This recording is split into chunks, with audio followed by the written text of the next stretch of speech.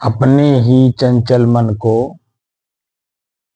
अपने ही बस में करके एकाग्रता, स्थिरता एवं स्वयं अपने आप में शांति का अनुभव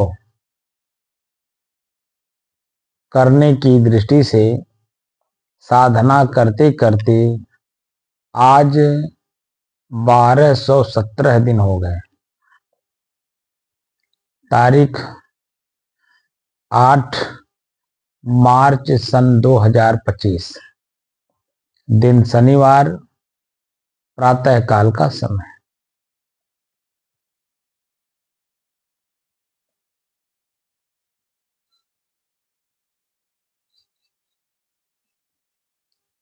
प्रसंग चल रहा है पुनः अपने श्वास को देखना कि मेरा श्वास कैसे चल रहा है।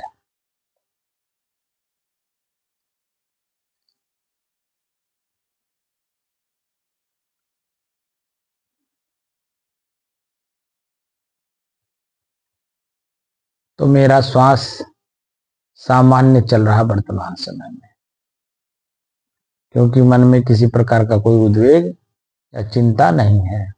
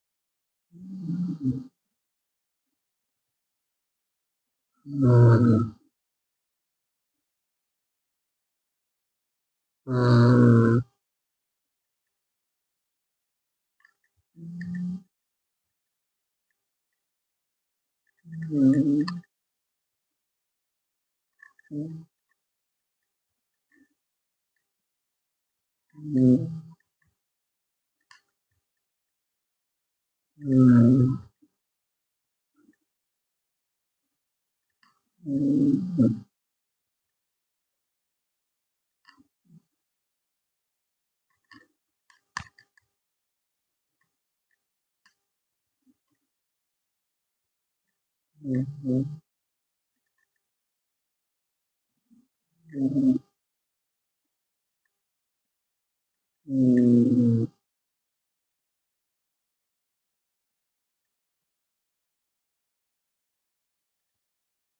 हम्म,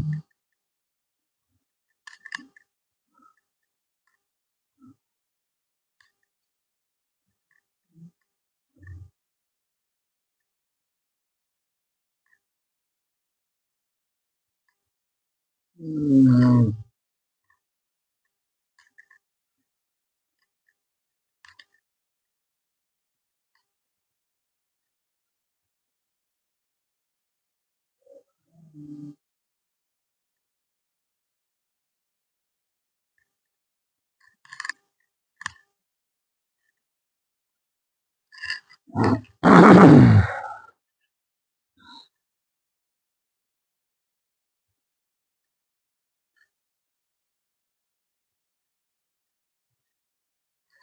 तो श्वास को देखते देखते मन इतना एकाग्र हो गया कि अपने आप में ही शांत हो गया।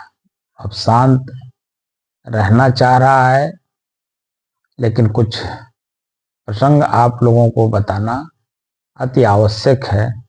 इसलिए मैं चाहता हूं कि आप लोगों को प्रसंग बता दूं।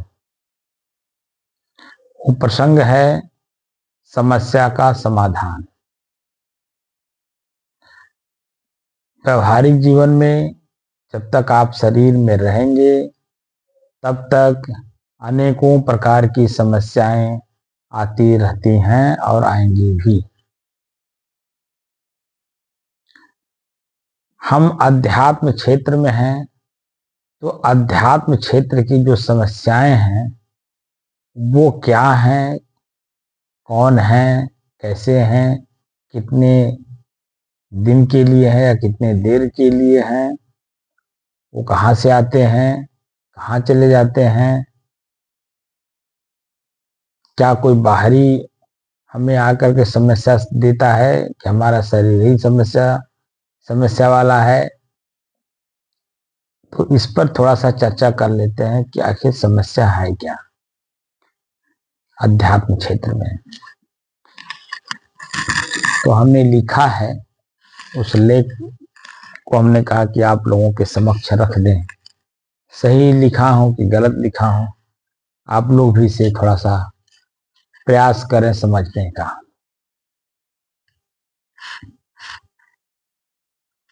समस्या का समाधान। तो प्रश्न है कि समस्या अध्यात्म में क्या है।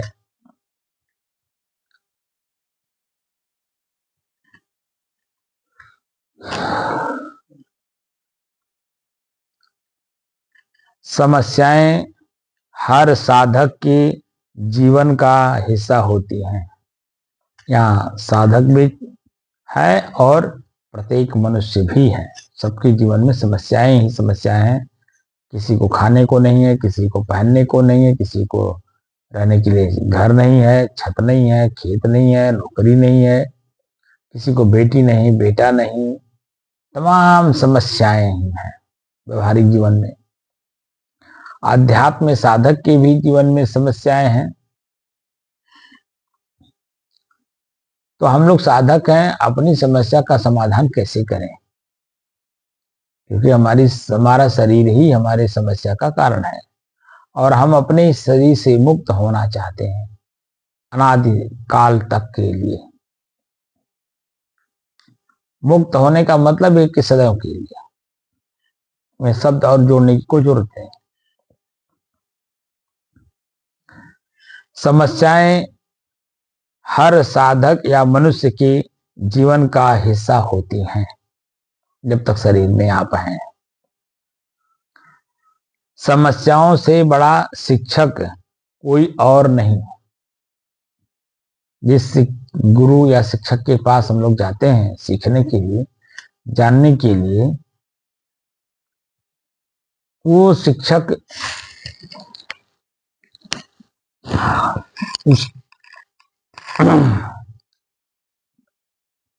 क्या काम करते हैं। समस्याओं से बड़ा शिक्षक कोई और नहीं। आपकी समस्या ही आपका समाधान भी देती है, तो वही शिक्षक भी है। यदि आपके जीवन में समस्याएं हैं तो आप उनका सामना करके और अधिक शक्तिशाली बनेंगे, क्योंकि सामना करना पड़ेगा, चाहे आप रो के करिए, चाहे हंस के करिए, चाहे किसी तरह से करिए, करना पड़ेगा। लेकिन जब हम मन को एकाग्र करते हैं, स्थिर करते हैं और शांत मन से अपनी समस्या का समाधान ढूंढने का प्रयास करते हैं,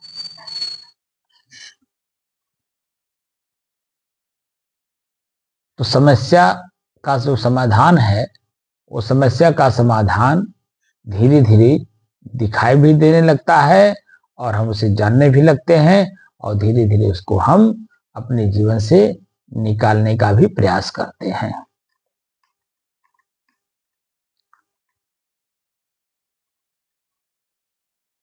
यदि आपके जीवन में समस्याएं हैं तो आप उनका सामना करके और अधिक शक्तिशाली बनेंगे।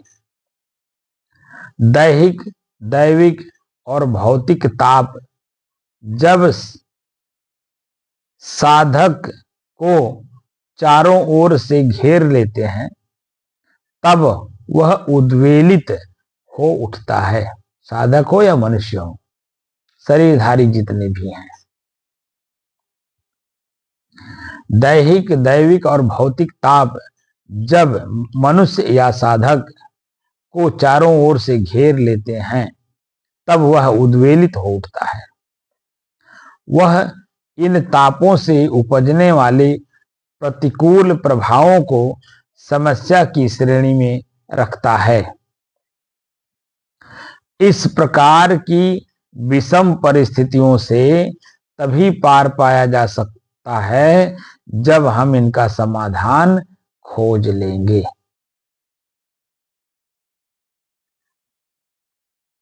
समस्या का समाधान तभी संभव है जब उसके मूल कारण को पहचान कर उसकी तह तक जाया जाए।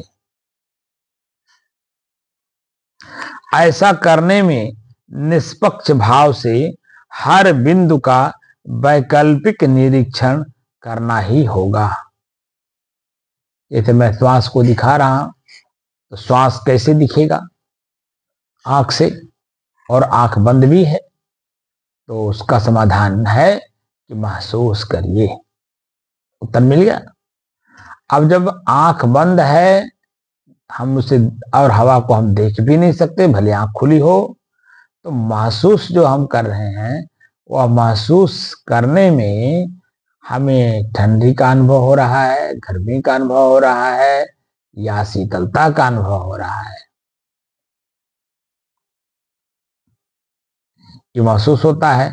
और फिर हम उसी का समाधान ढूंढते हैं। जैसे वर्तमान समय में चल तो रहा है कुछ, अब धीरे धीरे गर्मी की ओर प्रकृति बढ़ रही है। सूरज थोड़ा सा दिन की प्रक्रिया को बड़ा कर रहा है। आकाश में कोई बादल नहीं है, इसलिए सूरज की गर्मी अब तेज होने लगी, जिसके कारण अब जो अन्य चीजें हम लोग पहनते थे, या टोपी लगाते थे, पैर में मोजे पहनते थे, जैकेट पहनते थे, स्वेटर पहनते थे, अब वो धीरे धीरे धीरे धीरे उतर गए। लेकिन वर्तमान समय में उत्तराखंड, हिमाचल एंड जम्मू कश्मीर में बर्फबारी हो रहा है और कहीं कहीं बारिश भी हो रहा है, जिसके कारण वर्तमान समय में हवा के माध्यम से ठंडी बढ़ गई है। जब ठंडी बढ़ गई तो हमारे शरीर पे आप देख रहे होंगे कि मैं चादर ओढ़ा हूं। चादर ओढ़ने के बाद भी फिर भी हमें ठंड लग रहा है, महसूस हो रहा है।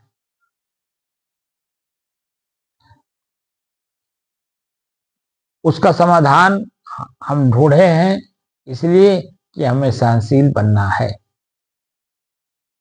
समस्या कोई भी मेरे सामने हो, लेकिन मेरी जो शांति की स्थिति है वह समस्या के कारण भंग ना हो, वह जैसा है वैसा मेरे जीवन में यथावत बना रहे।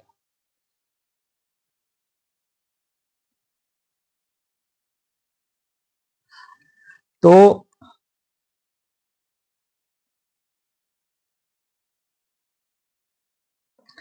समस्याएं हर साधक के जीवन का हिस्सा होती है। समस्याओं से बड़ा शिक्षक कोई और नहीं। यदि आपके जीवन में समस्याएं हैं तो आप उनका सामना करके और अधिक शक्तिशाली बनेंगे। दैहिक, दैविक और भौतिक ताप जब मनुष्य या साधक को चारों ओर से घेर लेते हैं तब वह उद्वेलित हो उठता है। वह इन तापों से उपजने वाले प्रतिकूल प्रभावों को समस्या की श्रेणी में रखता है। इस प्रकार की विषम परिस्थितियों से तभी पार पाया जा सकता है जब हम इनका समाधान खोज लेंगे। समस्या का समाधान तभी संभव है जब उसके मूल कारण को पहचान कर उसकी तह तक जाया जाए।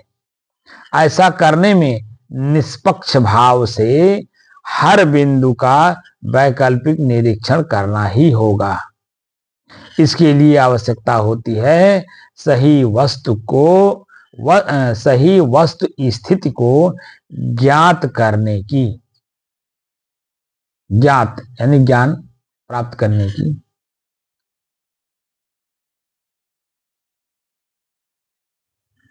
इस प्रक्रिया में सारी शक्ति और ध्यान मुख्य बिंदु पर ही केंद्रित करना होता है, अन्यथा समस्याएं और भी उलझ सकती हैं।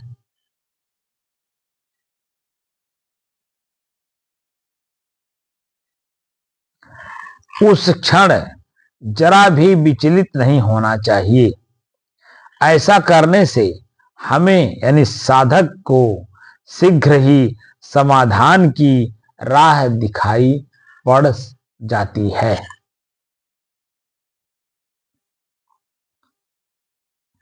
गंभीर समस्या का समाधान सबसे पहले खोजना चाहिए, न कि उसे कठिन समझकर टालना चाहिए। समाधान मिले तो तत्परता से लागू भी करें, क्योंकि जो समस्या आपके हिस्से में आई है उसका निदान सिर्फ आपका ही दायित्व है। अगर आप इस आस में बैठे रहते हैं कि कोई जादू की छड़ी घुमाकर आपकी समस्या को दूर कर देगा, तो यह सिर्फ आपका कपोल कल्पित भ्रम है। ऐसी विषम परिस्थितियों में कर्मठता, एकाग्रता और दृढ़ संकल्प हमारे सच्चे मित्र साबित होते हैं, जो कठिन से कठिन समस्या का समाधान ढूंढने में सहायक होते हैं।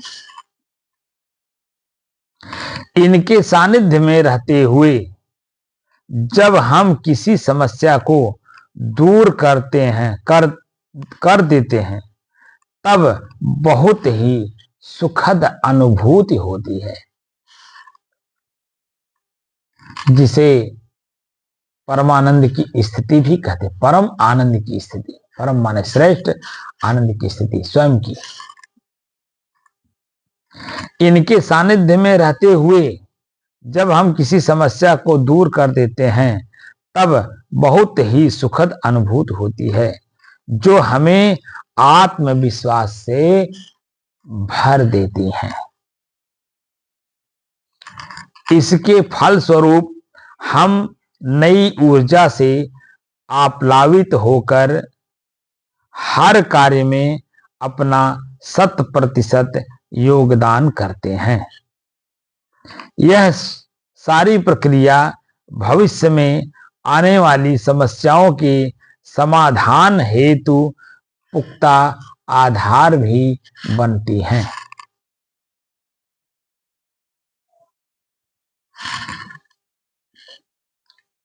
समस्या का समाधान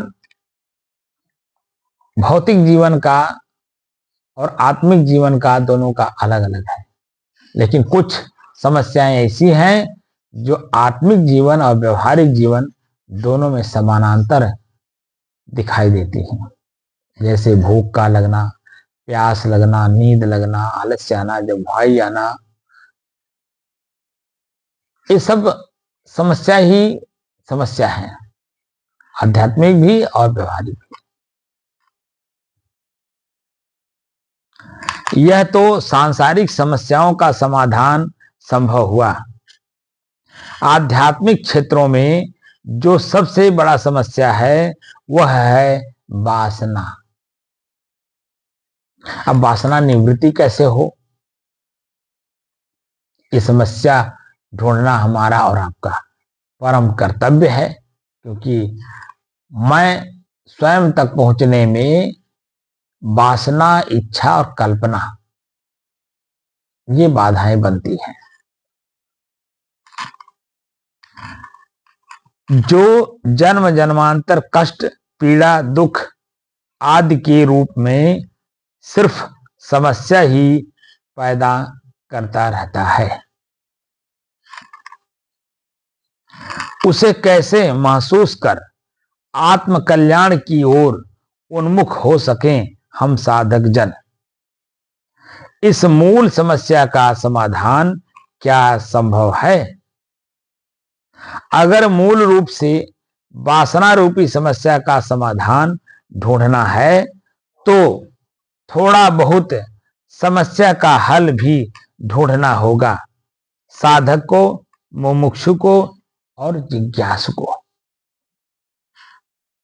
तो भौतिक हो या आत्मिक हो, भौतिक समस्या भी बिना आपकी स्वयं की खोज करने से वह आपसे दूर नहीं हो सकता, दूसरा नहीं कर सकता कोई। आत्मज्ञान, आत्मशोधन व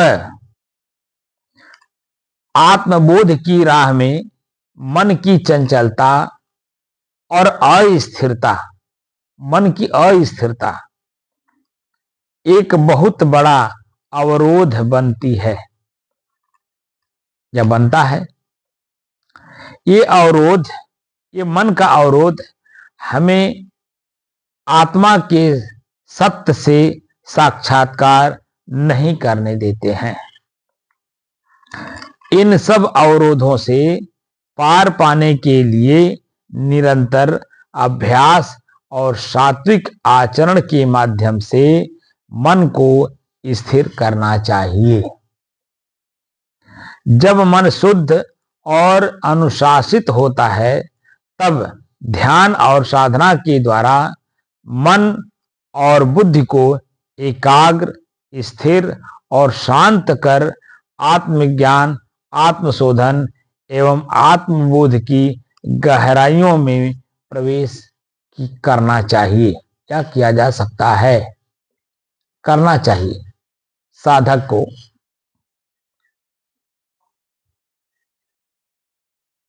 जब मन शुद्ध और अनुशासित होता है तब ध्यान और साधना के द्वारा मन और बुद्धि को एकाग्र, स्थिर और शांत करके आत्मज्ञान, आत्मशोधन एवं आत्मबोध की गहराइयों में प्रवेश करना चाहिए।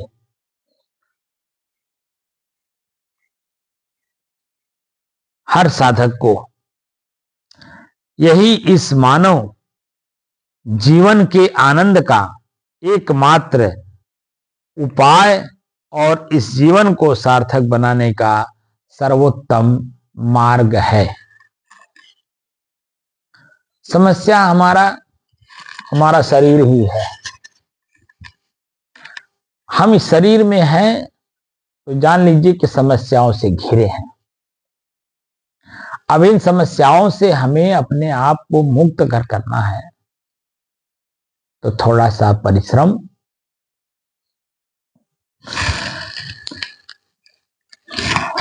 करना ही होगा। और वह भी लगातार, जब तक पूर्ण रूप से जो नासूर बन गई हैं समस्याएं, उनको दूर किए बिना आपको चैन अगर आता है, तो इसका मतलब हुआ कि आप समस्या समाधान नहीं ढूंढ रहे हैं, बल्कि उन्हीं समस्याओं को आनंद मान करके काम कर रहे हैं। और ये प्रत्येक मनुष्य को कहें या प्रत्येक साधक को कहें, सभी लोग शरीर रूपी समस्या से ग्रसित हैं। और इसी शरीर रूपी समस्या से अपने को मुक्त करना है। कैसे करें? वासना का पहले परित्याग करें। तो परित्याग कैसे करेंगे? पहले तो उसके बारे में देखिए, जानिए, समझिए और दृढ़ संकल्पित होकर के इस समस्या का समाधान ढूंढिए। और उनके पास ढूंढिए जो अपने समस्या का समाधान स्वतः कर लिया हो, गुरुओं के द्वारा, सदग्रंथों के द्वारा या संतों के द्वारा। कहीं से भी अगर अपनी समस्या का समाधान व्यक्ति कर लिया है, तो निश्चित तौर पे वह दूसरे को भी उसके बारे में जानकारी दे सकता है। जैसे किसान अगर अपनी समस्या का समाधान कर लिया है, तो अन्य लोगों को भी समस्याओं का समाधान ढूंढने के लिए उपाय बताता है और स्वयं अपना काम करता रहता है। तो हमको आपको मुक्त होना है। तो मुक्त किससे होना है? अपने शरीर से ही। और शरीर वासना से ही बना है। और वासना जब तक रहेगी तब तक शरीर रहेगा। और जब तक शरीर और वासना दोनों रहेंगे, आप कभी सुखी जीवन नहीं जी सकते हैं, भौतिक जीवन। तो आत्मिक जीवन को कैसे जिएंगे? 5 नवंबर सन 2021 से लगातार मैं इसी पर आप लोगों के बीच में चर्चा कर रहा हूं। मैंने इसमें कोई मिलावट करने की कोशिश नहीं की है। लोगों ने हमसे कहा भी कि आप थोड़ा सा आसन भी करा दीजिए, प्राणायाम करा दीजिए, अगर क्रिया की जानकारी हो तो वो भी करा दीजिए, कुछ ऐसे मंत्र का जाप सिद्ध करवाइए जिससे हमको सिद्धि आए, ये आए, वो आए, हम अपने आप को समाज के सामने एक अच्छे साधक के रूप में मजबूती के साथ प्रस्तुत हो सके। तमाम बातें लोगों ने कही, लेकिन हमने उस पर कोई अमल नहीं किया। क्यों नहीं किया? क्योंकि हमें मूल रूप से वासना को समझना है। और वासना को समझ करके जो सभी समस्याओं का मूल जड़ है। हमारे ऋषि अध्यात्म क्षेत्र को क्यों चुने? ये वासना निवृत्ति का मार्ग है। जटा रखना, खड़ाऊ पहनना, भभूति लगाना, एकांत में रहना, जंगल में रहना, वो सब क्या है? समस्याओं के समाधान का एक मार्ग है। और वो हमारा समस्या वासना है। तो हम जितने ही अपने शरीर को कुरूप रखेंगे, जो वासना पुष्ट करने वाले संसाधन है वह कमजोर होते हैं। जब मेरे शरीर पर किसी प्रकार का कोई आकर्षण नहीं होगा, तो सामने वाला जो वासना से ग्रसित है वह मेरे ऊपर टूटेगा नहीं, देख करके भागेगा। जैसे आप स्वयं एक सुंदर युवती को देख करके उस पर टूटने की कोशिश करते हो, लेकिन वहीं दरिया मतलब पास में एक कुरूपवती महिला अगर हो, तो आप उसको देख करके मन में घृणा पैदा करते हैं। तो घृणा जो होता है वो आपके वासना निवृत्ति में सहायक होता है, लेकिन जो आकर्षण है वह वासना पूर्ति का मार्ग है। और हम आप सभी लोग वासना पूर्ति का ही सारा काम कर रहे हैं, वासना निवृत्ति का काम नहीं कर रहे हैं। इसलिए वासना निवृत्ति का मार्ग ढूंढिए और जिससे कि सभी समस्याओं का समाधान हो जाए, और वह मूल जड़ है वासना। वासना 5 प्रकार की है। ध्यानम निर्विषयम मनः। हमारे ऋषि पतंजलि कहते हैं ध्यान क्या है? निर्विषय मन। तो 5 विषय हैं 5 इंद्रियों के, रूप, रस, गंध, शब्द और स्पर्श। ये 5 विषय 5 इंद्रियों के हैं और इन्हीं इंद्रियों से अपने आप को इन्हीं विषयों से मुक्त करना है। आंख को रूप से बचाइए, कान को शब्द से, जीभ को स्वाद से, नाक को सुगंध दुर्गंध से, और जो हमारा मूल जड़ है लिंग, उसका स्पर्श विषय। अपने स्पर्श विषय से अपने लिंग को मुक्त करिए। कैसे करेंगे? ठीक, जो आकर्षण है उसका विपरीत दिशा, जैसे जहां मोह होता है वहां आसक्ति होती है, जहां मोह नहीं होता है, द्वेष होता है, वहां आसक्ति नहीं होती है। तो जो आसक्ति वाला काम है, वह कार्य जो हम लोग कर रहे हैं, वो वासना पुष्ट करने का काम कर रहे हैं। और जो वासना निवृत्ति का मार्ग है, वह पुष्ट नहीं करता है वासना को, बल्कि कमजोर करता है। घृणा,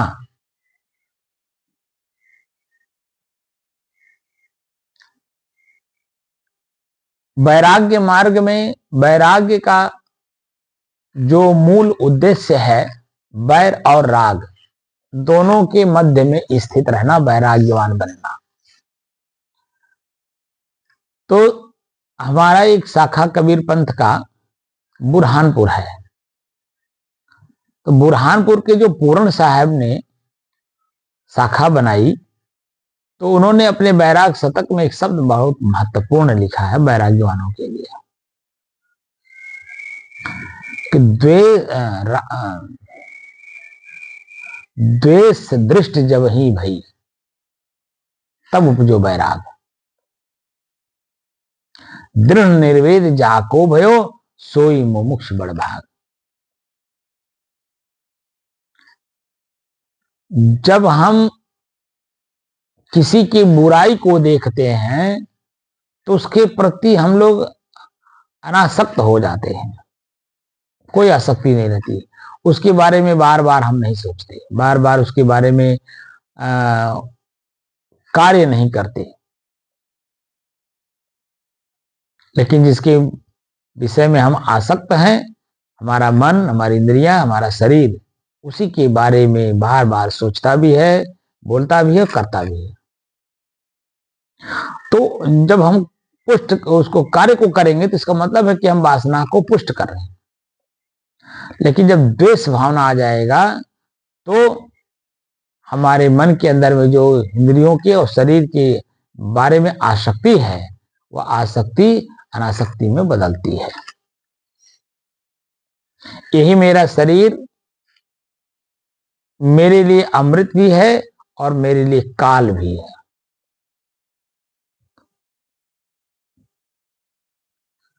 तो अमृत तो कम है, माने सुख का क्षण अमृत का क्षण है, लेकिन दुख का जो क्षण होता है वो पूरे जीवन का निचोड़ ला करके आपके जीवन को एकदम नरक बना देता है। कितना भी सुखी जीवन आप जी रहे हो, भौतिक जीवन में आपके पास अरबों खरबों की संपत्ति हो, नौकर चाकर हो, आपके इशारे पे लोग काम करते हो, तमाम चीजें, परिवार आपके अनुकूल हो, समय से भोजन मिलता है, समय से नींद मिलता है, वस्त्र मिलता है, सब कुछ आपके अनुकूल है, लेकिन क्या उससे मैं सुखी हूं मानसिक रूप से? ये प्रश्न है अपने ऊपर। तनाव के अलावा हमको और कुछ नहीं दिखाई देता है। बाहर से देखने में संपन्न है, भीतर से देखने में कंगाल है। तो हम कंगाल नहीं, हम धनवान बनने के लिए साधना कर रहे हैं। अपने साधना का मतलब असाध, अपने बस में कर। तो जो अपने बस में कर लिया वो साधक होता है। नहीं, बस में करने के लिए जो उद्यम करता है, परिश्रम करता है, वो साधक होता है। और जो साध लेता है, साध करके अपने शांत स्थिति में बना रहता है, वो संत होता है। और संत की स्थिति प्राप्त किए बिना किसी की मुक्ति संभव नहीं है। मुक्ति का मतलब ही हुआ कि आपकी चंचल मन स्थिर हो जाए, एकदम शांत रहे। और सब अनुभूति का विषय है। इसमें किसी का कोई योगदान एक दूसरे के ऊपर नहीं चलता है। बाहर का तो चल जाएगा, भोजन कोई कर देगा, भोजन बना देगा, भोजन के लिए जो सामग्री है वो ला देगा, तमाम काम कर देगा, आपके मुंह में कवर भी डाल देगा अगर आपका हाथ काम नहीं कर रहा है तो। लेकिन जो आपके वासना का निवृत्ति का मार्ग है, वो आपको स्वयं ही करना होगा। किसी भी परिस्थिति में आप अगर हैं, उससे निवृत्त होना चाहते हैं, तो वो काम स्वयं ही करना।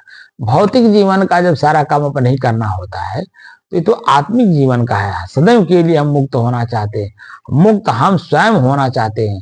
हमारी पत्नी, हमारे बच्चे, हमारे परिवार, खानदान नहीं, समाज का कोई व्यक्ति नहीं चाहता है। चाहते हैं हम स्वयं। तो जब हम स्वयं चाहते हैं, तो हमें अपना सारा काम स्वयं ही करना होगा। इसीलिए शब्द हमारे गुरुजी, जब मैं 90 में साधु बना, तो 3 बातें बार बार कहते थे। जो साधक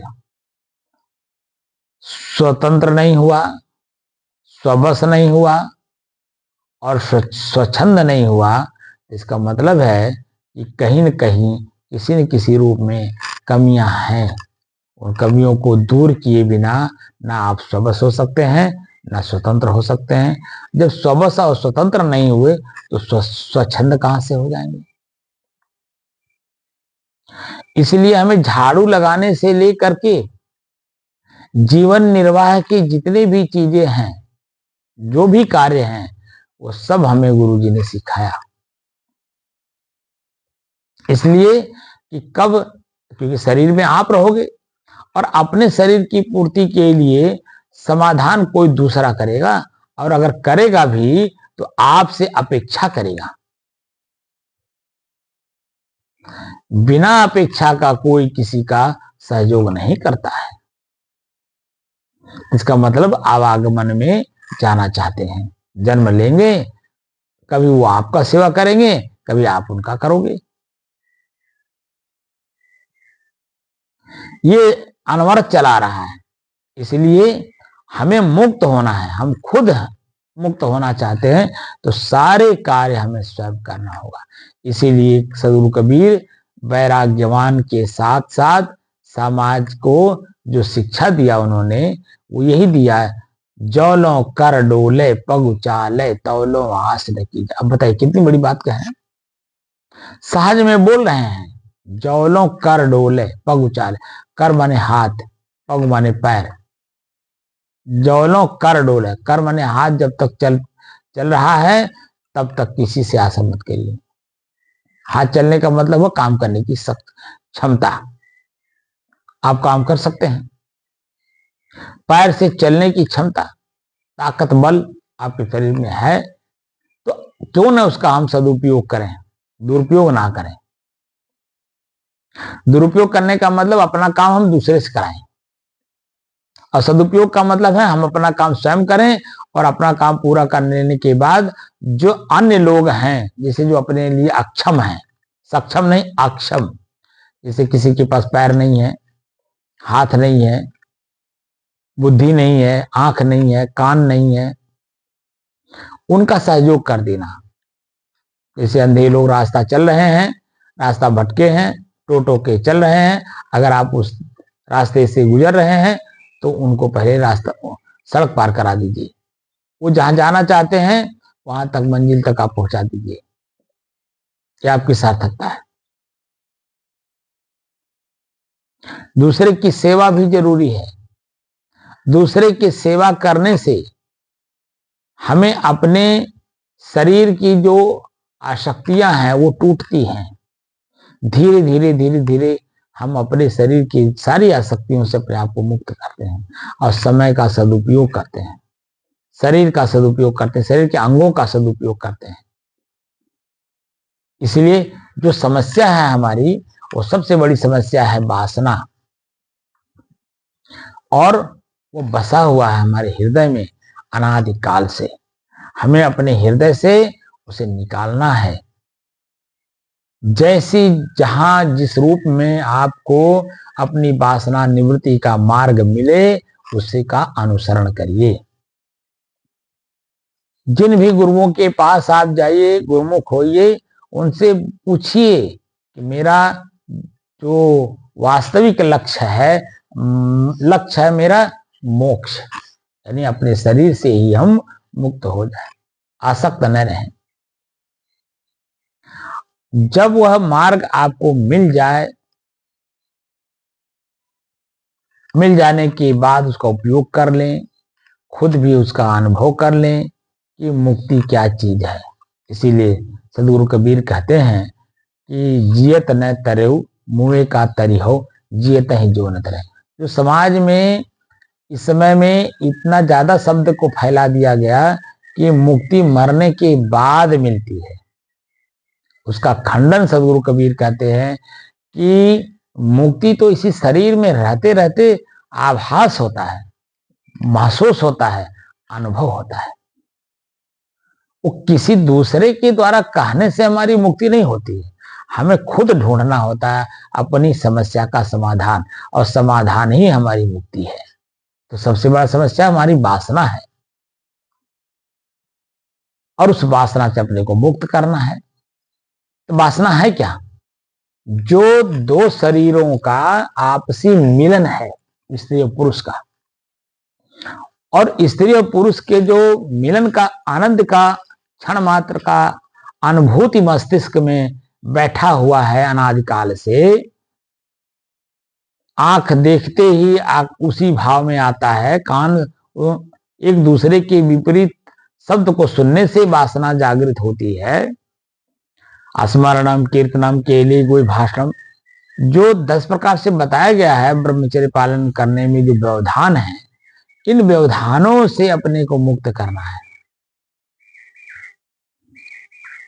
एकदम शांत भाव में बने रहना। अभी हम जब बोलकर बंद होंगे तो जो मेरे शरीर की स्थिति बनेगी वह आप बाहर से इस आंख से देखेंगे, भीतर से जो कार्य करके वहां तक पहुंचा गया है उस कार्य को आप नहीं देख रहे हैं। मन वहां चंचल है, मन कुछ सोच नहीं रहा है, वासना में जा नहीं रहा है, किसी भी प्रकार की कोई कल्पना, वासना, इच्छा कुछ नहीं मन में। और जब सब कुछ समाप्त होता है तब जाकर के मन की स्थिति तब शांत होती है।